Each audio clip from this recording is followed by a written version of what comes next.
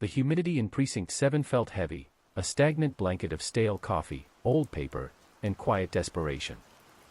It was a late shift, past 3 a.m., and Detective Marcus Cole, a man whose face had grown as rugged and uncompromising as the brick walls of the precinct itself, was finishing a cold case report. 10 years on the force, most of it in the city's underbelly, had sanded away his optimism, leaving behind only a flinty, exhausted professionalism. The call came in not as a siren screaming emergency, but as a hushed, almost apologetic whisper from the dispatcher. "Detective Cole, request you head to the old Blackwood residence. Unconfirmed fatality. Officer Elena Rios is on site." Cole sighed, rubbing the bridge of his nose. Blackwood. That abandoned mansion on Elm Hill. That's way outside our usual radius, Brenda. What's the preliminary? That's the strange part, Detective. The initial report was an anonymous tip about a trespasser down. But when Rios got there, she called back immediately. She sounded shaken. She just said, "It's not a simple OD. I need Cole, now.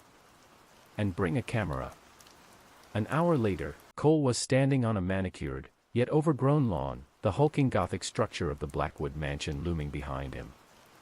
A single police cruiser sat idling, its flashing blue and red lights painting the surrounding oaks in sick, hurried colors. Officer Elena Rios, barely 2 years out of the academy, was leaning against her car door, her breath clouding in the cool night air. Her usual confident posture was gone, replaced by a rigid tenseness. "Rios, what the hell is this?" Cole demanded, stepping out of his unmarked sedan. Rios didn't meet his eyes immediately. When she finally looked up, her face was pale. "Detective, I don't know. The tip led me here. They said the body was in the west greenhouse. And..." She swallowed hard. "I found him." The greenhouse was a massive, rusted skeleton of glass and iron, half-shattered panels creating gaps that the moonlight bled through. Inside, amidst dead, tangled vines and cracked terracotta pots, lay the body. It wasn't the victim that made the air freeze in Cole's lungs, it was the presentation. The deceased was a man in his mid-20s, dressed in expensive, but torn, clothing. He hadn't been shot or stabbed. His neck was broken, twisted to an impossible angle. But what held Cole's attention was the head. The killer hadn't mutilated him, but rather masked him. Slipped over the victim's head was a grotesque, lifelike mask of a pig. It wasn't the kind of cheap Halloween rubber you'd find in a store. It was expertly molded, made of a heavy, fibrous material, the eyes glassy and vacant, the snout unervingly detailed, seemingly grinning in the pale moonlight. It was pinned to the victim's collar with a single, antique-looking brass safety pin. "Dear God," Cole whispered. He took the evidence camera from his kit bag, the click of the shutter echoing loudly in the silent greenhouse. "Rios, did you touch anything?" "No, sir. I saw the mask and backed right out. It felt planned. Like a signature." Cole moved closer, circling the body. He noticed a detail that chilled him far more than the mask itself. Neatly placed on the victim's chest, resting just beneath the pig's vacant stare, was a single, laminated card. It looked like a business card, but without any branding. Cole knelt, gloved hand gingerly picking up the card. The light caught the text, professionally printed in stark black font. It read only. He saw what he shouldn't. "This is his silence." And in the lower right corner, a single, small, hand-drawn symbol, a perfect, inverted triangle. Cole stood up, the card clutched in his hand. The humidity in the greenhouse suddenly felt suffocating. "This is not a random killing, Rios," he stated, his voice low and dangerous. "This is a message. Someone is playing a game, and they just dropped the first piece on our doorstep. Call dispatch back. Tell them to send the ME and a full forensic team. And tell them not to let a word of that mask or this card leak to the press. Not yet. We don't want the player to know we've taken the bait." As the first faint sound of distant sirens approached the Blackwood property, Cole stared at the grinning pig mask. He had a sickening premonition that the quiet desperation of Precinct 7 was about to be shattered by a noise louder and far more terrifying than any siren. The crime scene unit swarmed the Blackwood greenhouse like sterile, buzzing insects, their flashlights slicing through the pervasive gloom. Detective Marcus Cole stood off to the side, watching Dr. Sharon Lee, the city's sharpest, and most cynical, medical examiner, examine the victim. Dr. Lee removed the pig mask with meticulous care, revealing a handsome, but now horribly contorted, face. Cervical fracture, C1 and C2, Lee murmured, snapping on a headlamp. Clean break. Massive rotational force. This wasn't a shove, this was deliberate, professional leverage. He was killed by someone strong, and someone who knew exactly how to snap a neck silently. The mask? Cole asked, gesturing to the heavy, molded rubber now sitting in an evidence bag. The mask, Lee echoed, pulling on the gloves of a forensics technician. It's custom, Marcus. High-quality silicone base, maybe some latex mix. Hair follicles embedded in the inside lining suggest it was worn extensively by someone. Not the victim, but likely the killer. It has a faint, almost metallic smell, like ozone or burnt wire, but it's masked by something sweet, almost like vanilla. Cole felt a fresh wave of cold dread. So, a custom signature. What about the card? The technician handed Cole a copy of the photograph taken of the laminated business card. He saw what he shouldn't. This is his silence, and the inverted triangle symbol. We checked the victim's pockets, Lee continued. No wallet, no ID, no keys, no phone. Wiped clean. But we did find this. She held up a small, sealed bag containing a single, tarnished brass item, a minuscule, decorative key, no bigger than a thumbnail, with a distinct, angular pattern cut into its shaft. It's a locking mechanism key, not a house key, Cole observed. Could be a journal, a safe deposit box, a small lockbox, exactly, Lee confirmed. And here's the kicker, Marcus. Look at his wrist. She pointed to the victim's left wrist, where a thin, pale white line encircled the skin. He was wearing a high-end smartwatch or fitness tracker. The type that records location data. The killer took it. Didn't just toss it, removed it deliberately. Cole's jaw tightened. The killer had meticulously controlled the flow of information. He left a theatrical message, but removed all digital breadcrumbs. Run the card, the mask residue, the key pattern, everything, Cole ordered. I want to know who this victim is, and more importantly, what he shouldn't have seen. Back at Precinct 7, the stale air now felt thick with urgency. It was 8 a.m., and the captain was furious about the unusual nature of the crime, demanding answers. Cole and Detective Liam Chen, a young, tech-savvy detective who specialized in digital forensics, were holed up in the cramped Major Crimes office. I ran the inverted triangle symbol through every database, gangs, occult, corporate logos, anything, Chen reported, his eyes glued to his screen. Nothing conclusive. It shows up in dozens of unrelated places, from alchemical symbols to obscure military patches. Keep digging, Cole said, reviewing the initial ME notes. What about the victim? We have a facial match. Not yet. No mugshots, no dental records on file. He's not in our system. But the clothing is designer, expensive. $1,500 suit, tailored. Chen paused, adjusting his glasses. I did a reverse image search on the pig mask design itself. The material quality, the texture, it points to a very specialized, high-end prop house or a niche FX artist. I've sent feelers to 3 in the tri-state area. Suddenly, Chen's monitor flashed a notification. Wait a minute, detective. Got a hit on the key pattern. It's not a common lock. It's a proprietary locking cylinder used exclusively by a security and data storage company called Kronos Data Management. Kronos, Cole repeated, the name sounding sterile and distant. What do they manage? High-level corporate and private data. Encryption keys, non-disclosure contracts, litigation materials for the super-rich, Chen explained, scrolling quickly. They use small, personal storage lockers within a central vault for clients who don't trust the cloud. A dark hypothesis began to form in Cole's mind. The victim, the stolen tracker, the card, the key, Liam, find a list of Kronos's recent or current clients. This victim, he was a witness to something, maybe an attempt to break into one of those lockers, Cole speculated. But the killer didn't just stop the break-in. He delivered a theatrical execution and left a signature mask. As Chen typed frantically, Cole looked out the dusty precinct window at the gray morning city. This wasn't a typical murder, it felt like a theatrical warning. Then, Chen spoke, his voice hushed. "Detective Cole, I found something.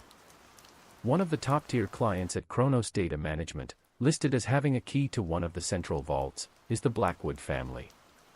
The same family that owns the abandoned mansion where the body was found." The connection was immediate and chilling. The victim was found at the front door of a data storage location. The key found on his person led to the lockbox inside. And the killer, the silent watcher with the pig mask, was staking their claim. Cole picked up the photo of the inverted triangle. "Get a warrant for Kronos Data Management. We're going in. This isn't just about a murder anymore. It's about what was being hidden in that house." Detective Cole and Detective Chen arrived back at the Blackwood mansion before noon, this time accompanied by a specialized warrant and a safe-cracking unit. The mansion, even in the daylight, exuded a chilling, opulent decay. "According to the Kronos schematic we pulled, the Blackwood family's personal vault is registered to the sub-basement of this address," Chen explained, pointing to a blueprint on his tablet. "It's not a full server farm, it's a high-security lockbox facility, designed to store physical items too sensitive for banks." The safe-cracking unit worked for an hour, dismantling a heavy, decorative bookshelf in the mansion's dilapidated library. Behind it, a steel door, secured with a complex biometric and key system, was revealed. The air in the narrow, stone staircase leading down felt instantly colder, heavy with a damp, metallic odor. At the bottom, they found a small, circular room, the vault. There were dozens of secure deposit boxes lining the walls, each sealed by a proprietary Kronos lock. Victim had box 314, Chen confirmed, matching the angular pattern of the small brass key to a corresponding slot. Cole took the key from the evidence bag. The act of inserting it felt like crossing a forbidden threshold. He turned it slowly. A soft, electronic click resonated in the quiet vault, and the small steel box slid open. Inside, there was no cash, no stacks of legal documents, and no hard drives full of corporate secrets. There were only two items. The first was a thick, custom-bound leather journal, its cover unmarked, its pages brittle with age. The second was a small, high-resolution photograph. Cole picked up the photo first. It was a picture taken at night, seemingly a long time ago, judging by the clothes and the grainy quality. It showed three shadowy figures standing in a wooded area, illuminated by a single, powerful flashlight beam. Two of the figures were men in dark suits, their faces obscured by the shadows and the distance. The third figure, however, was unmistakable, a person standing slightly apart, looking directly at the camera, wearing the same unnervingly detailed pig mask that had been pinned to the victim's collar just hours before. This wasn't a modern replica, it looked identical, perhaps the original. "Oh, God," Chen breathed, leaning over Cole's shoulder. That's a historical record of our killer." "Or their predecessor," Cole corrected, his voice tight. He flipped the photo over. Scrawled on the back, in faint, elegant copperplate handwriting, was a single date, March 17, 1986. The killer wasn't new. The inverted triangle wasn't just a symbol, it was a legacy. Cole then turned his attention to the journal. The first page was blank, but the second contained detailed, looping handwriting. It wasn't a diary, it was a clinical log. The first entry read, "Subject Delta. March 12, 1986. Conditioning Phase 1 complete.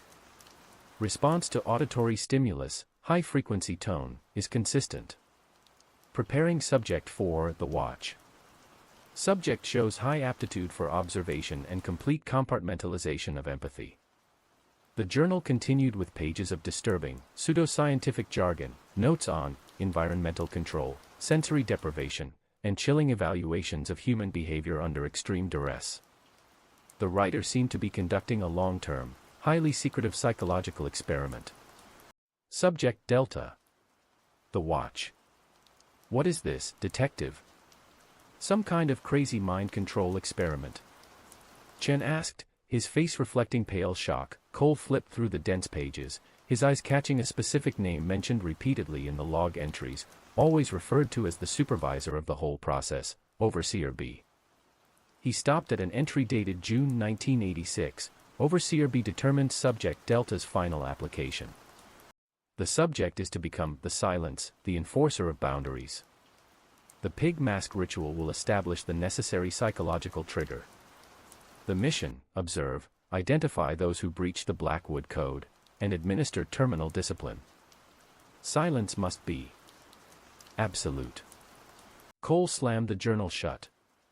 The victim, who was clearly trying to retrieve this information, had seen what he shouldn't. He was trying to expose this decades-old horror. This is what the victim died for, Liam, Cole said, his voice hard. This vault doesn't hold data, it holds the instructions for a serial killer. The pig mask isn't a signature, it's a uniform. But who is Overseer B? And what is the Blackwood Code? Chen pressed, his fingers hovering over his keyboard. Cole looked at the journal, then at the inverted triangle symbol on the photo of the pig mask. The Blackwood family is known for its quiet wealth and political influence. They built this city, Liam. The code, I suspect, is the secret they're protecting. And Overseer B. Cole tapped the old photo. It's someone who set this terrifying thing in motion over 30 years ago. We need to find the author of this journal, and we need to find the living relative of the Blackwoods who still controls this vault. Cole felt the weight of the pig mask's legacy pressing down on him. They had stumbled into a generations-old conspiracy, and the killer, the Silence, was still active, still watching. The leather journal from the vault became Detective Cole's obsession. Back at the precinct, Detective Chin ran the copperplate handwriting through a sophisticated historical document analysis program. The results were slow, given the obscurity of the Blackwood records. The journal's author, Overseer B, we have a preliminary match, Detective, Chen announced late that afternoon, the tension etched into his young face. The script matches the personal letters of Bartholomew Blackwood. Cole recognized the name instantly. Bartholomew Blackwood, the patriarch who had expanded the family's fortune in the 1980s, primarily through shady land deals and private security ventures. He died in 1999 from what was officially ruled a stroke. So, Bartholomew was the architect, Cole muttered, staring at the 1986 photo of the pig mask. He designed the Silence program. This isn't just a murderer, it's a family tradition, a hired killer used to protect their deepest secrets. It gets worse, Chen continued, pulling up a detailed family tree of the dwindling Blackwood line. Bartholomew had one living heir who inherited everything, including the Kronos Vault key registration, his daughter, Ophelia Blackwood. Ophelia Blackwood was a ghost in the city's social scene, known for her isolation, extreme privacy, and philanthropic donations that always seemed to shut down investigations into her father's past. She lived in a remote estate on the city's outskirts. Ophelia is running the show now, Cole concluded. She's the one who authorized the retrieval of the journal, or perhaps, she's the one sending the Silence to eliminate threats to her inherited power. Meanwhile, the forensics team finally put a name to the pig-masked victim. He's Daniel Thorne, reported Officer Rios, walking into Cole's office with a case file. Forensics got a partial dental match. He was a freelance investigative journalist. Not famous, but he specialized in white-collar crime and corruption. A journalist, Cole repeated, the pieces locking into place. He wasn't an accidental witness. He was specifically looking for the Blackwood secrets. He saw what he shouldn't publish. Rios pointed to a printout of Thorne's digital footprints. His laptop and apartment were wiped clean, just like his body. But we found a small, encrypted thumb drive hidden in a hollowed-out book. It contains his final, unfinished article. Cole snatched the printout. The article, titled The Code of Silence, How one family built a city on classified killings, detailed Thorne's investigation into Bartholomew Blackwood's private security division, which he suspected was a front for political assassinations in the 80s. Thorne theorized that the pig mask was the symbol of this enforcement arm. He was close, Cole said quietly. He knew about the silence. He must have traced the vault key to the mansion, tried to retrieve the journal as proof, and got caught. Chen, who was still reviewing the journal scans, suddenly made a startling discovery. Detective. The last entry in Bartholomew's journal, dated 3 days before his supposed stroke in 1999, it's not a log entry, it's a future instruction. Cole leaned over the monitor. The handwriting was shaky, suggesting illness or great urgency, Overseer B's final directive. The silence is not to be retired. A single, dedicated asset, Subject Delta is now the silence. His maintenance protocol is tied to the echo timer. If the code is breached, the silence will execute the sequence. The first target is the source of the breach. The subsequent targets will be those who inherit knowledge of the code. The echo timer resets with each elimination. The echo timer? What the hell is that? Cole demanded. I don't know, Chen said, shaking his head. But look at the chilling part. The subsequent targets will be those who inherit knowledge of the code. We found Thorne's article. We know the code now. And we have the journal. We're the inheritors of the knowledge, detective. Cole looked from the inverted triangle on the photo to the name Ophelia Blackwood on the family tree. The silent watcher had just killed Daniel Thorne. Liam, how long between the time Thorne was killed and when Rios found the body? Approximately 6 hours, based on the ME's estimated time of death. Cole's eyes narrowed. 6 hours. That's the first timer. Now, the killer knows we have the journal. The clock is ticking, and the pig mask has a new list. Get a team ready. We're going to Ophelia Blackwood's estate. If anyone knows how to stop this echo timer, it's the current overseer. Cole felt a cold weight settle in his gut. They weren't hunting a killer with a time limit, they were the targets of a time limit. The Blackwood estate was a fortress of isolation, nestled deep in the city's green belt, a modern, minimalist structure of glass and dark concrete that contrasted sharply with the decaying Gothic mansion of Part 1. It projected cold, untouchable power. Detective Cole, Officer Rios, and a small, tactical unit approached the main gate. The electronic intercom hissed open, and a smooth, cultured voice answered. This is Ophelia Blackwood's security. You are trespassing. Identify yourselves. Detective Marcus Cole, Major Crimes. I have a warrant for your client, Ophelia Blackwood, concerning the murder of Daniel Thorne, Cole stated, holding the warrant up to the camera. A long, silent pause followed. Then, the gates slowly, silently swung inward. Ophelia Blackwood, mid-40s, impeccably dressed, with eyes that seemed to analyze every flaw in Cole's demeanor, met them on the massive, sterile porch. She was beautiful, chillingly composed, and completely unafraid. Detective Cole, she said, her voice a low, melodic purr. I assure you, I had no knowledge of any Daniel Thorne, and certainly no involvement in his rather unfortunate demise. I only manage my inherited assets. You may search the premises, but I require minimum disruption. Cole ignored her condescending tone. We found the journal, Miss Blackwood. We know about the Overseer B and the Silence program. We know your father built a customized enforcer. Where is Subject Delta now? Ophelia merely raised a perfectly sculpted eyebrow. My father was an eccentric man. That journal is fiction, a macabre fantasy written in his final, deteriorating years. A historical curiosity, nothing more. It's not fiction, Miss Blackwood. It's an instruction manual, Cole retorted, stepping closer. And the last entry mentions an echo timer. If the knowledge of the code leaks, the timer activates and the targets are eliminated sequentially. Thorne was the first.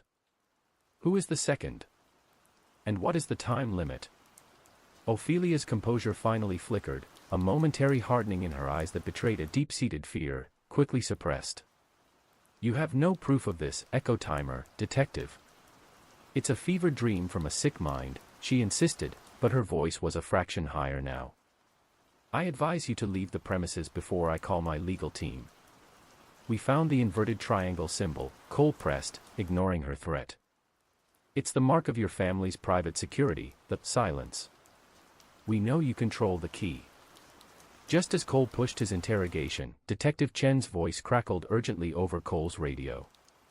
Chen was back at the precinct, running digital analysis on the Blackwood family's finances. "Detective Cole." Code red. "I just found a transaction in Ophelia Blackwood's private accounts. A payment, a substantial one, made exactly 6 hours after the Emmy's estimated time of Thorne's death." "To whom?" Cole barked into the radio. "It's a disbursement to a shell corporation, Silent Echo Holdings, with a registered address that matches a forgotten warehouse in the abandoned docklands." "But that's not the critical part, sir. The payment's memo line is code T-12 hours, target B1 activated." A wave of realization, sharp and cold, hit Cole. The Echo Timer wasn't a mechanical device, it was a scheduled window tied to a new sequence of payments. Thorne's death triggered the first payment, and the timer, 12 hours, had just started running with the second payment. "Ophelia, the time is 2 p.m., Cole said, turning back to her, his voice low and menacing. 12 hours from now is 2 a.m. Who is target B1, and what is the Silent Echo Holdings paying subject Delta to do?" Ophelia Blackwood's cool facade finally cracked. Her lips trembled. I can't stop it. It's automated. It's a contingency protocol my father put in place after he got sick. It's a mechanism to clean up loose ends. I am terrified of him, detective. Where is the master control, Ophelia? It's a remote facility. He didn't trust me with the direct shutdown. He only trusted his lawyer, Silas Vance. Vance has the shutdown code for the Echo Timer sequence, she cried, pointing a frantic, manicured finger toward the city. Cole grabbed his radio. "Rios. Forget the search. We have a new target and a 12-hour clock. We're going after Silas Vance. Liam, trace Vance's current location, prioritize his office and home address, now." As Cole turned to leave, the radio crackled with a terrifying, new development from Precinct 7. It wasn't Chen, but Officer Maria Sanchez, her voice laced with panic. "Detective Cole. We've lost Officer Rios's cruiser tracking signal. She was following you, wait. We're getting an alert." A 911 call came in from the vicinity of the Blackwood Estates access road. "It's a civilian reporting an accident, a black sedan, driver side impacted, and a figure in dark clothing, wearing a..." Sanchez trailed off, choking back a sob. A large, grotesque mask, leaving the scene. Cole stopped dead on the porch. He looked back at Ophelia, who was now weeping hysterically, and then toward the gate. The pig mask hadn't let them leave. The silent watcher had just struck again, eliminating a key witness, and tightening the noose around Cole's own team. The Echo Timer had begun. Detective Cole sprinted from the Blackwood estate, the cold, composed terror in Ophelia's eyes replaced by the immediate, searing dread for Officer Rios. The tactical team, now reduced and shaken, followed Cole's sedan to the reported location, a secluded, wooded turn in the road leading away from the mansion. Officer Rios's cruiser was crumpled, driven into a thick oak tree.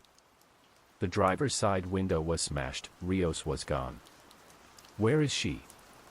Cole demanded, adrenaline pumping a bitter taste into his mouth. He scanned the surrounding woods. A young patrol officer pointed frantically to a dark stain on the cracked asphalt near the cruiser's rear tire. "Yes, sir, the civilian who called it in. They said the attacker took her. They saw a figure, huge, in dark gear, carrying her into the woods, heading north. They also said the figure left something at the scene." Cole knelt by the blood spot. Lying directly in the center, glinting under the squad car's flashing emergency lights, was another laminated card. It was identical to the one found on Daniel Thorne. Cole picked it up with a gloved hand. The text was the same. He saw what he shouldn't. This is his silence. But the symbol was different.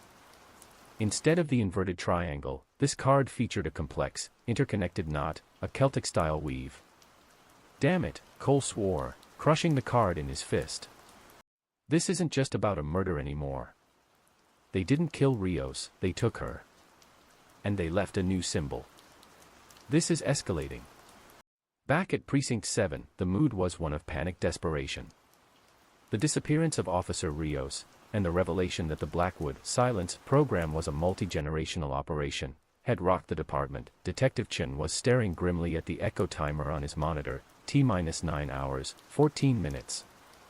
I have a location for Silas Vance, Detective, Chen reported, his voice strained. He's the Blackwood family's legal counsel, but he's also a high-stakes commodities broker. He lives in a penthouse in the Vesper Tower, downtown. High security, private elevator access. He's the key to the shutdown code. He's target B1, Liam, Cole said, running his hand through his already messy hair. Vance must be the one who handled the final instructions for Bartholomew Blackwood, the one who knows how to disarm the whole system. The Silence is going after him next, to seal the code forever. We have to beat the timer. Wait, sir, Chen said, pulling up an old, blurry file image. Look at this. I found a personnel file from Bartholomew Blackwood's 1980s Private Security Division. A field operative named Subject Delta. The description matches the profile we built, ex-military intelligence, expert in silent extraction and close-quarters combat. He disappeared from all official records in 1989. The file listed Subject Delta's name, Arthur Finch. Finch, Cole said, testing the name. The pig mask killer has a name. Let's see if he has a home address. He doesn't. But I cross-referenced the Silent Echo Holdings payment, the one with the T-12 hours memo, with utility records near that warehouse location. 1 meter is drawing a significant, consistent power load for the last 30 years. It's registered to an unmarked storage unit a few blocks from the Vesper Tower. Cole grabbed his coat. Finch is prepping near his target. He's going for Vance, and he's going now. He needs to neutralize Vance before the timer runs out, making the contingency irreversible. That 12-hour window might not be the execution time for Vance, it might be the window for the entire operation to lock down. Sir, take backup, Chen pleaded. This man is a trained operative, and he just took an officer. The backup is still combing the woods for Rios, Cole said grimly. We don't have time. If Finch gets to Vance, we lose the shutdown code, and we lose any chance of finding Rios. I'm going in with a small unit. You keep the timer updated, Liam. If I don't check in every 15 minutes, you call the FBI. Cole knew he was walking into a trap. The pig mask was no longer a ghost, he was a trained hunter closing in on his prey. And now, Cole wasn't just chasing a killer, he was racing a deadline set decades ago by a dead man, with the life of his partner on the line. The Vesper Tower was a monument to wealth and secrecy. Cole and a small, hastily assembled tactical entry team bypassed the main security, relying on the warrant and the urgency of their mission. They arrived at the 60th floor penthouse door of Silas Vance with the echo timer now reading T-5 hours, 45 minutes. The apartment door was made of polished steel, silent and imposing. Breaching in 3. Vance is a high-priority witness, Cole ordered the team leader, Detective Harper. Take him alive. Assume Finch is already inside. The battering ram hit the door with a loud, metallic thwack. On the third hit, the lock mechanism shattered, and the team flooded into the luxurious, minimalist apartment. The scene inside was immediately and intensely wrong. The penthouse was silent. The only illumination came from the dazzling, chaotic lights of the city skyline pouring through the floor-to-ceiling windows. There was no sign of a struggle, but there was also no sign of Silas Vance. Clear. Harper reported, sweeping the main living area. No Vance. No killer. Cole walked quickly toward the master bedroom. The room was empty, the bed immaculately made. But on the pristine white duvet, Finch had left his unmistakable signature. There was a fresh, deep red stain, a small, carefully controlled smear of blood, and resting beside it, a familiar item, a small, personalized photo frame. Cole picked up the frame. The photo inside was a candid shot of Silas Vance, looking relaxed and slightly arrogant, enjoying a game at a stadium. But Cole didn't focus on Vance. He focused on the back of the frame. Scrawled in black marker, seemingly mocking the police's arrival, was a single, defiant message: "I reset the clock early. Find the knot." Cole slammed the frame onto the nightstand. He wasn't here to kill Vance, he was here to extract him and find the shutdown code. Vance is the key to the whole system. Finch took him before we got here. But detective, the timer is still running. Harper exclaimed, pointing toward the computer station in the study. Cole and Chen rushed into the study. On the main monitor, the echo timer was now frozen, displaying the message, "Access required, shutdown key." Below it, however, was a second, new countdown, superimposed over the original timer, T-1 hour, 5 minutes. The clock didn't reset, it just jumped forward. Chen analyzed furiously. He triggered a secondary, accelerated timer. Finch is forcing the system to self-destruct or lock down unless the key is entered in the next hour. Silas Vance is the key, Liam. If Finch gets the code out of him and kills him, the system locks and Ophelia's contingency plan runs forever, Cole realized. And what does "find the knot" mean? Chen, remembering the new symbol left at Rios's crash site, the Celtic knot, began typing, pulling up maps and historical records. The Celtic knot symbol, the one he left with Rios's blood, it's a known symbol for an old, semi-defunct security company that Bartholomew Blackwood used as an early front in the 1980s. Their main depot was an unmarked storage facility near the old meatpacking district. It's listed on Blackwood's historical tax forms. Cole's eyes widened. The meatpacking district, the place with the intense power drain. That's where Finch's lair is. And where he took Vance, and likely where he's holding Rios. It's a huge area, Detective, Chen cautioned. He left a trail for us, Liam. He wants us to come to him. He wants the final confrontation, Cole said, the exhaustion replaced by a burning, focused resolve. He wants to eliminate the threat, us, and lock the system permanently. Cole looked at the computer screen, T-58 minutes. Rios is likely being held there, and Vance is being tortured for the shutdown key. We have less than an hour before Finch locks the silence into a permanent, automated cycle of murder. Harper, rally the remaining team. We're going to the meatpacking district. This ends tonight. As they raced out of the opulent, silent penthouse, the city lights seemed to mock Cole's desperation. He was running directly toward a confrontation with a meticulously trained killer, in a location designed for secrecy and violence. The meatpacking district was a maze of rusting corrugated iron, abandoned loading docks, and the faint, lingering smell of brine and decay. Detective Cole, Detective Harper, and the remaining tactical unit moved cautiously through the industrial shadowlands, the sound of their boots echoing in the pre-dawn stillness. Chen, coordinating from the cruiser outside the secure perimeter, fed Cole the precise location of the suspicious power draw, an old refrigeration warehouse, known locally as the Butcher's Block. The accelerated timer on Chen's portable monitor read, T-28 minutes. Harper, cover the perimeter. 2 men with me. Silent approach, Cole whispered into his headset. The front-loading door was sealed, but they found a small, unmarked service entrance slightly ajar. Inside, the warehouse was huge, dominated by rows of massive, empty cold storage lockers and heavy, chain-link partitions.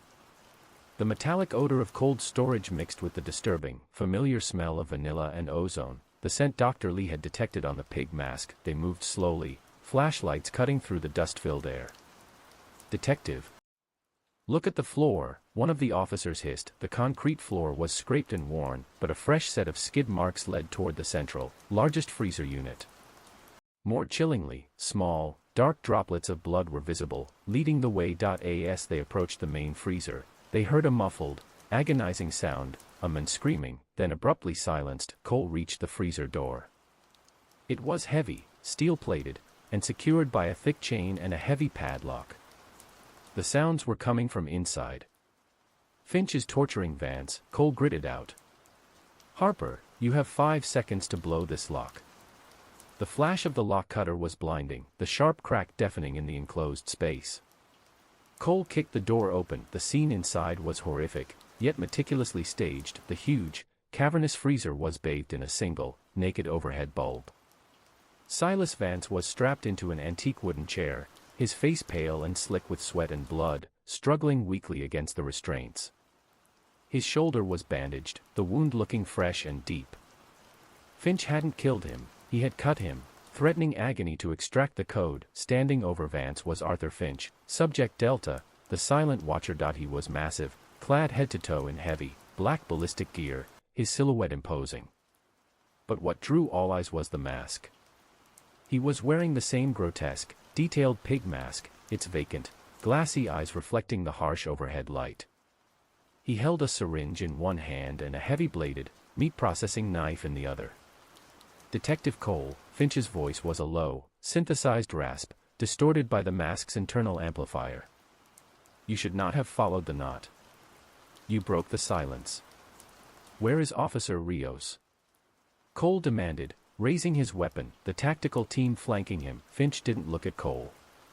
He looked at the frantic clock on a small, military-grade terminal sitting on a workbench next to Vance. T-18 minutes. "The officer," Finch stated calmly, his voice chillingly devoid of emotion. "She is a contingency. A distraction. Her location is immaterial. The mission is the code." He pressed the syringe to Vance's neck. "Mr. Vance, the key. Now. Or the nerve agent activates, and the system locks permanently in T-17 minutes." Vance choked out a ragged sob. It's a 12-digit cipher. It's on my retinal scan. I need access to my personal computer at the tower." Finch sighed, the movement of the pig mask somehow conveying profound disappointment. He drew the meat-processing knife back. "Inadequate. Overseer, be prepared for this eventuality. Drop the weapon, Finch. This ends now." Cole shouted. Finch turned slowly, the pig mask facing Cole directly. It was the calm, controlled movement of a predator. "No, detective. The silence must be absolute," Finch said. With a speed that defied his size, Finch hurled a small, spherical object at the floor. It was a flashbang grenade. The warehouse instantly erupted in a blinding, deafening white light and sound. Cole's world went dark and ringing. He stumbled back, momentarily disoriented, the scent of ozone now overwhelming. When his vision cleared, the silence was back, but Vance and Finch were gone. Cole rushed to the workbench. The chain that held Vance was dangling. Finch hadn't just escaped, he had taken Vance with him, dragging the only men who knew the shutdown code further into the labyrinth of the butcher's block. And on the workbench, the terminal still glowed. T-15 minutes. "Harper. He's heading deeper into the warehouse. Split up, we have to find Vance before Finch extracts the code and executes him." Cole yelled, his ears still ringing. He was moving on pure instinct, a desperate, blind race against a well-planned enemy. He knew the final stage of the hunter's plan was about to begin. The freezer's noise suppression system masked the sounds of the struggle, giving Arthur Finch, Subject Delta, precious seconds to vanish. Cole ignored the tactical unit's cries to fall back and wait for reinforcement. The accelerated timer was ticking down from T-12 minutes. He followed the bloody trail of Silas Vance's restraints, which led out the back of the freezer and down a narrow, darkened corridor lined with industrial meat hooks hanging from the ceiling. The air here was colder, the vanilla ozone scent stronger. Cole's flashlight beam danced across the walls, revealing decades of grime and rust. He found the next clue taped to a cold pipe, another laminated card. This time, the text was new and chillingly personal. "You found the knot. Now untangle the silence." The symbol on this card was a complex, interlocking pattern known as a Gordian knot. Cole quickly radioed Chen, who was still monitoring the situation remotely. Liam. New card. Gordian knot. What does it mean? Chen's voice was strained but rapid. Detective. The Gordian knot, mythologically, is a tangle that can only be solved by cutting it. Finch is telling you the only way to beat the timer is to kill him. Wait, I'm cross-referencing the symbols. The first symbol, the inverted triangle, is the Blackwood family's old crest for secrecy and order. The second, the Celtic knot, is the logo for the security firm he used as a front. The third, the Gordian knot, is the symbol of the Blackwood Legal Defense Fund, Silas Vance's specialty. So Finch is using a map of symbols to lead me to the final execution point, Cole realized, his grip tightening on his weapon. He's forcing the overseer to come clean up the mess himself. He wants this confrontation. The corridor opened into a vast, unlit processing room.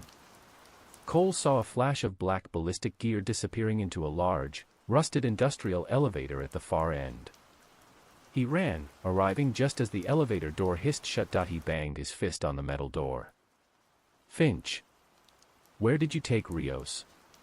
A speaker above the door crackled to life, emitting Finch's synthesized rasp. The journalist saw the past. The officer saw the present. The lawyer holds the future. Each breach carries a price, detective.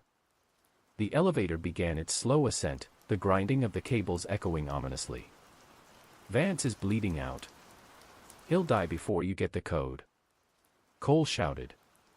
Unnecessary complication, Finch replied, his voice chillingly calm. I have Vance's retinal scan. The system requires his live verification, but not his cooperation. The final lock is on the top floor. The system will extract the key from his eyes and terminate him before the timer reaches 0, securing the Blackwood code permanently. The timer on Cole's wristwatch read, T-8 minutes. Cole spotted a narrow, external fire escape ladder bolted to the side of the warehouse, leading straight up. It was reckless, but it was the only way to beat the elevator. Liam, I'm taking the ladder. Tell me what's on the roof, Cole gasped, already scrambling onto the cold, rattling metal rungs. The building is only 4 stories, sir. The roof, it's a huge open platform. It was used for high-altitude delivery, a heliport. And there's a small, standalone structure in the center, Chen reported. As Cole climbed, his muscles screaming, he felt the desperate, terrible urgency of the timer. He was climbing toward the climax of a 30-year conspiracy, facing a killer who had been meticulously trained and programmed by the most powerful family in the city. He reached the roof, vaulting the railing just as the elevator clattered to a stop. The heliport was a desolate, concrete expanse. In the center stood a reinforced, cube-shaped structure, the final lock station. The door was steel. Finch dragged a semi-conscious Silas Vance toward the steel door. Suddenly, Cole saw her, slumped against a far concrete ventilation shaft, handcuffed to a thick pipe, was Officer Elena Rios. She was alive, but her face was bruised, and a gag was tied around her mouth. She shook her head frantically. Eyes wide with terror, not for herself, but pointing past Cole. Cole turned just as the pig mask killer spun, his meat-processing knife swinging in a low, vicious arc. Cole dodged the blow, the razor-sharp edge whistling past his ear. Finch was faster, stronger, and driven by a lifetime of training. The true final confrontation had begun, not just against a man, but against the brutal, calculating silence of the Blackwood dynasty. The air on the rooftop was freezing, thick with the silence that preceded total violence. Detective Cole was fighting Subject Delta, Arthur Finch, a man who moved with the cold, efficient economy of a machine. Finch didn't use power, he used leverage and precision, his pig mask bobbing as he pressed the attack. Cole dodged a heavy kick aimed at his knee and fired his weapon, aiming for Finch's center mass. The bullets sparked uselessly off the thick ballistic armor. The armor is ceramic-plated, detective, Finch's synthesized voice rasped. You cannot breach the silence. Finch lunged, the meat knife aiming for Cole's throat. Cole instinctively blocked with his forearm, the knife slicing through his jacket and drawing blood. He staggered back, Using the momentum to shoulder-check Finch into a ventilation unit, Finch barely recoiled. He was inhumanly resilient. Cole glanced at the terminal near the steel structure where Silas Vance lay unconscious. T-3 minutes, 40 seconds. He needed to get to the terminal, but Finch was an impenetrable wall. Finch. Your master, Bartholomew Blackwood, is dead. You're protecting a contingency plan for a dead man. Cole yelled, trying to pierce the killer's programming. The Overseer's command is permanent, Finch replied, moving in for another attack. The code protects the legacy. And the legacy requires absolute silence. Cole saw his chance. As Finch raised the knife for a vertical strike, Cole noticed a faint, metallic glint on the back of Finch's left thigh, where the heavy armor plating met the tactical boot. A small gap. Cole dropped low, sidestepping the knife, and fired twice, not at the armor, but specifically at the joint. The first bullet hit the gap, impacting the knee joint and jarring the killer. Finch stumbled, a flicker of pain finally visible in his posture. Cole capitalized instantly. He tackled Finch, driving them both to the concrete floor. The pig mask bounced off the ground, but Finch still clung to the meat knife. They wrestled, Cole fighting against decades of optimized conditioning. Where is the key, Finch? Cole demanded, struggling to push the knife away. The key is the pain, Finch rasped, suddenly stopping his struggle and looking directly at Cole. Cole froze, confused by the cryptic answer. Finch then used the moment of distraction. He wrenched the knife free and drove it, not at Cole, but at a wire bundle running into the locked steel structure. Spark, the wire bundle severed. The terminal light turned immediately from red to a flashing white. T-1 minute, 15 seconds. The system is now running on internal battery backup, Finch stated, pushing Cole away with immense force. He scrambled to the door of the structure, where Silas Vance was still slumped. Final step. Retinal scan and termination. The lock is permanent. Cole realized the horrifying truth. Finch wasn't trying to stop the timer, he was ensuring the automated shutdown sequence completed, which included eliminating the key holder and locking the system forever. With less than a minute remaining, Cole saw Officer Rios frantically working on her cuffs with a piece of jagged metal sheet torn from the pipe. Rios. The pipe. The structure. Cole screamed. Rios, understanding instantly, managed to free herself. She didn't run, she grabbed the thick, heavy pipe she'd been chained to. As Finch placed Vance's eye against the scanner on the steel door, Rios sprinted across the roof and swung the pipe with a desperate, two-handed arc, hitting Finch squarely in the back of his armored head. The blow was massive. The pig mask finally cracked and split, flying off Finch's head. Arthur Finch collapsed instantly, his body twitching on the cold concrete. The silent watcher was finally silenced. Cole scrambled to the terminal, which was now flashing an agonizing red. T-20 seconds. He found the retina scanner panel where Finch had been holding Vance's face. The screen showed, retinal key scanned. Commencing lockdown. Cole didn't have the shutdown code, and the automatic lockdown sequence was running. He had to sever the power source entirely. He looked at the wire Finch had cut, the external power. He looked at the thick, primary conduit running from the floor into the back of the steel structure. The key is the pain. Cole remembered Finch's last words. Finch had been conditioned to believe that eliminating the target was the key. Cole didn't hesitate. He grabbed the severed wires, ignoring the risk of electrocution, and plunged the exposed ends into the thick, primary power conduit. FZZZZZZZZT. A massive electrical surge erupted. The lights on the terminal, the steel door, and the entire structure shorted out. The entire system went dark. T-00:00:00. The lockdown sequence was aborted, not by a code, but by complete system failure. The echo timer was finally silent. Cole stood over the incapacitated subject Delta, his body aching, his ears ringing from the electrical surge. He and Rios had stopped the killer, but the secrets of the Blackwood Code were still locked in the dark structure. The immediate aftermath on the rooftop was a whirlwind of paramedics, police backup, and stunned silence. Arthur Finch, subject Delta, was secured. He was alive but non-responsive, reverting to a catatonic state upon capture, a final, self-imposed silence. Officer Rios, battered but safe, was rushed to the hospital with Silas Vance, who was critically injured but stable. Detective Cole stood over the inert, steel structure that had housed the final lock, the Blackwood code locked inside. The entire unit was scorched, destroyed by Cole's reckless electrical surge. The good news, Detective Chen reported, arriving on the rooftop, his face pale with exhaustion and relief. The timer is dead. The permanent lockdown failed. The bad news is, the unit itself is fried. The data within, whatever was supposed to be protected, might be gone. No, Cole said, looking at the door. Finch said the key was the pain. The inverted triangle was order. The knot was defense. The final message was personal.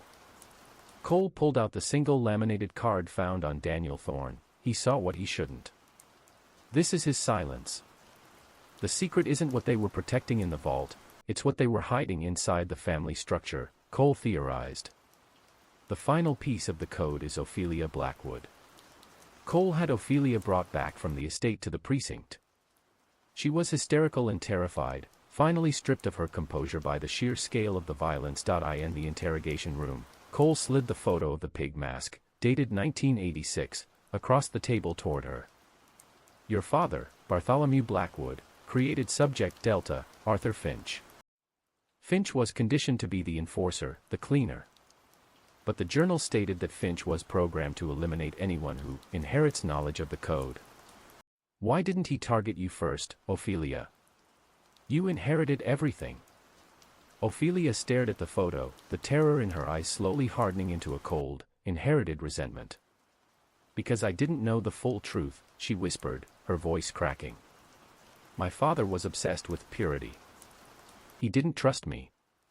He said I was weak. He left me the money and the mansion, but the real power, the knowledge, he gave to my mother's brother, my uncle Alastair. Cole felt a cold jolt of realization. Alastair. The real inheritor of the code. Ophelia nodded, tears streaming down her face. My father built that structure on the rooftop, the final lock, to protect the original record of Subject Delta's conditioning and his initial targets. He told me if anyone ever threatened the family legacy, I was to activate the echo timer and let the system purge the threats. I was just the failsafe, never the overseer. Who is Alastair? He's a recluse. Lives in an underground bunker in the city, managing the family's charitable trusts. He's the one who controls all the hidden bank accounts, the political favors, and the names of the people my father targeted in the 80s. He's the one Daniel Thorne was about to expose. Cole pressed her. What was in that final structure, Ophelia? What was the original record? Ophelia finally confessed, the words a raw, trembling torrent. It wasn't just the conditioning logs, Detective. My father believed that silence should run indefinitely. He put the code into a microledger, a small memory chip, and hid it within the most painful thing he could conceive of. Cole looked down at the laminated card. The key is the pain. My mother's wedding ring, Ophelia sobbed. He welded the chip inside the diamond setting and locked the ring inside the structure. He said the only way to get the code was to destroy her last memory. Cole realized the sickening depth of Bartholomew Blackwood's psychological cruelty.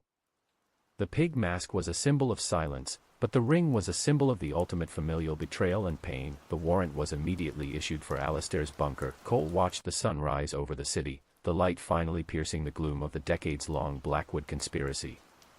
They had caught the puppet, Finch, and exposed the failsafe, Ophelia. But the true keeper of the code, the architect's brother-in-law, was still free. The story was not over. The legacy was still out there, waiting in the darkness. Detective Cole, flanked by a full SWAT detail, stood before the reinforced steel doors of Alastair Blackwood's underground bunker. The final inheritor of the code was about to be confronted.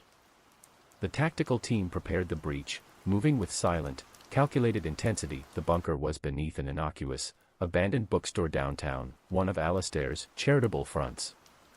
"We're going in silent," Cole ordered into his comms. "Alistair is not Subject Delta, but assume he's armed and paranoid. We need the microledger and the ring." The doors were blown, and the team descended into a stark, brightly lit command center. The walls were lined with monitors displaying stock market data, news feeds, and encrypted communications, the true operational core of the Blackwood Empire. Alistair Blackwood, a thin, nervous man in a tailored suit, was sitting at the center console. He didn't run. He simply smiled, a tight, deeply unpleasant expression. "You're too late, Detective Cole," Alistair said, his voice flat. "The silence is permanent now. Finch is in custody, Alistair." The echo timer failed, Cole countered, weapon drawn. "Did it, though?" Alistair gestured to a large screen. It wasn't a timer, but a complex flowchart. Arthur Finch, Subject Delta, was programmed to protect the code. By destroying the shutdown mechanism on the rooftop, you didn't stop the system, you merely confirmed the threat to the legacy. You triggered the final protocol. Alistair pointed to the screen where a single word flashed: purge. "The final protocol is simple," Alistair explained, leaning back. "It initiates a timed sequence to leak the full, unredacted list of all Bartholomew's targets from the 1980s, politicians, judges, rivals. It releases the original record to the world, destroying the Blackwood name forever, and with it, the entire power structure of the city." "Why would you destroy your own legacy?" Cole demanded, realizing the depth of the sick contingency. "Because if I can't control the power, nobody can. My brother-in-law was a megalomaniac. He made sure the code was protected by mutual assured destruction," Alistair sneered. "I only had one function, to press this button if the police got too close. And now, I've pressed it. The leak starts in T-3 minutes." Cole moved toward him, but Alistair hit a secondary button. A heavy, transparent cage of high-density polycarbonate dropped around his desk, sealing him in. "The terminal is locked down, Detective. You have 3 minutes to find the one item that can override the purge and silence the entire system," Alistair said, enjoying Cole's desperation. "The wedding ring." Bartholomew's ultimate expression of pain. Cole and the SWAT team began tearing the room apart, searching for the small, hidden item. Rios's words from the interrogation room echoed in Cole's head. He put the code into a microledger, a small memory chip, and hid it within. "My mother's wedding ring." "Think like Bartholomew," Cole muttered. "The deepest pain, the thing you want to keep closest but hide the most." Cole's eyes fell on the center console inside the cage with Alistair. Resting almost imperceptibly on the lip of a heavily secured, framed photo of Bartholomew Blackwood's wedding day was a small, tarnished brass object, a beautiful, diamond-set wedding ring. Alistair had kept the override key right in front of him, taunting them. T-1 minute, 10 seconds. "The only way into the cage is through the maintenance panel, and it's bolted shut." Harper shouted. Cole looked at the lock. It was too thick to break in time. He looked at Alistair, who was now just sitting back, smiling serenely. Cole had one chance. He grabbed a heavy metal fire extinguisher and yelled to Alistair, "You want pain, Alistair? You're going to get it." Cole slammed the extinguisher with all his strength against the thick polycarbonate cage, aiming not for the frame, but for the most fragile point near the ring. The force of the impact was tremendous, but the plastic held. However, the vibration jarred the ring. The small, tarnished brass item bounced off the lip of the frame and landed on the console, directly onto a small, unmarked RFID reader disguised as a drink coaster. A loud, clear voice suddenly boomed through the bunker's speakers. Bartholomew Blackwood's voice, pre-recorded, code scanned. Oversight confirmed. Silence is absolute. Terminating all protocols. The purge screen immediately shut down. The lights went green. The final protocol was disarmed. The heavy cage surrounding Alistair's desk simultaneously retracted, lifting slowly back into the ceiling. Alistair, staring at the ring on the console, was utterly defeated, the life draining from his smug expression. You didn't break the code," Alistair stammered. "You stumbled into the last failsafe." "We cut the knot, Alistair," Cole replied, placing his foot on Finch's shattered pig mask, which had been brought from the rooftop as evidence. And we exposed the rot. Your father's legacy of silence is over. Alastair was taken into custody without further struggle. The microledger was later carefully extracted from the wedding ring and secured. A few weeks later, Detective Cole was sitting in his office. Silas Vance and Officer Rios were recovering. Subject Delta, Arthur Finch, was locked away in a high-security psychiatric facility, his programming erased by the physical and electrical trauma. The data on the microledger was catastrophic, a 30-year history of corruption, murder, and manipulation that led to the indictment of Ophelia Blackwood and dozens of high-ranking city officials. The Blackwood dynasty was finally shattered. Cole looked at the case file one last time. The pig mask, the inverted triangle, the echo timer, all merely props in a horror story created by a powerful, desperate family. The true horror wasn't the mask, it was the absolute silence they had managed to impose on the city for 3 decades. The door to Cole's office opened, and Detective Chen stepped in, holding a small package. The forensics report on Subject Delta's gear came back, Chen said, placing a small, sealed, plastic bag on Cole's desk. Inside the bag was the fractured, custom-molded silicone of the pig mask. We found a note, stitched into the internal lining of the mask, Chen said, his voice low.